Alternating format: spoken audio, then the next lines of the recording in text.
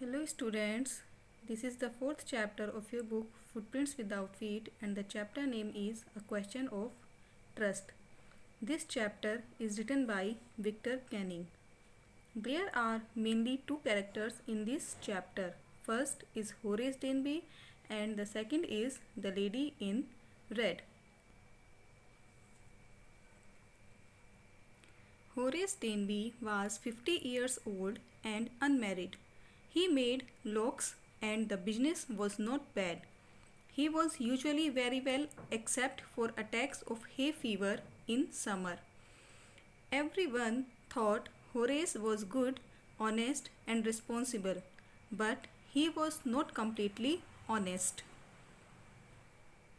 Horace Denby had a passion for rare and expensive books. For that he needed extra money. He used to rob a safe every year to carry forward this costly hobby. With the money he got from robbing, he secretly bought the books he loved through an agent. Horace Denby never acted in haste. Every robbery was planned thoroughly. All his previous robberies were completely successful. He felt sure that his latest robbery at Shotover Grange would be as successful as the others.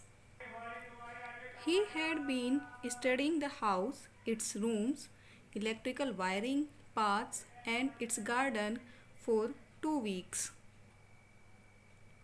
He knew that the two servants at the Grange had gone out to the movies. He found out from an article in a magazine where the safe was. He had seen the housekeeper hang the key to the kitchen door. Horace Denby came out from behind the garden wall. He had packed his tools carefully in the bag. The small dog saw him and started barking. He knew how to keep dogs quiet.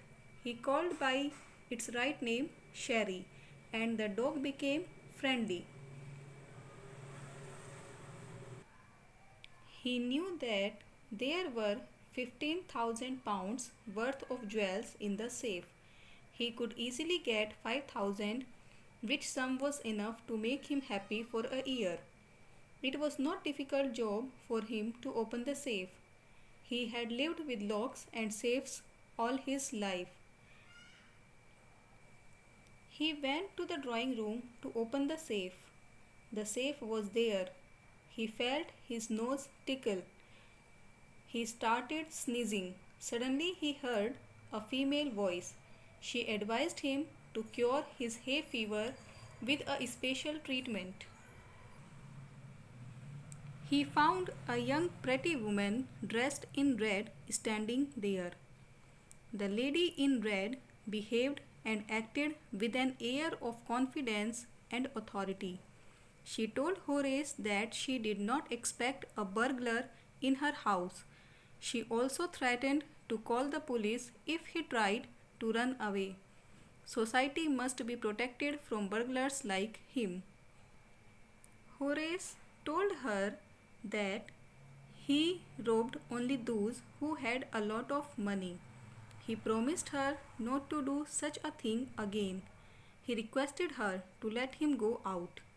All along these proceedings, Horace Denby had been mistaking her as the lady of the house. Horace told her that he was desperate and she must let him go away. He hated the thought of prison. The lady exploited Horace's confusion and fear. She asked him to make a compromise. He must open the safe for her. She needed the jewels for the night party. Only then she would allow him to go out of the house. Horace opened the safe and handed over the jewels to the young lady. He went out happily. On the noon of the third day, a policeman arrested Horace. He was arrested for the jewels robbery at Shotover Grange. He was arrested on the basis of his fingerprints left on the safe. He had opened the safe without wearing his gloves. Horace pleaded that the lady of the house herself had asked him to open the safe for her. Then the real lady of the house appeared. She was a grey haired, sharp tongued woman of 60. She stated that Horace's story was nonsense. The young lady in red decamped with the jewels while Horace was sent to prison. The lady in red was the real culprit and a burglar. She outwitted and overmaneuvered Horace Denby completely.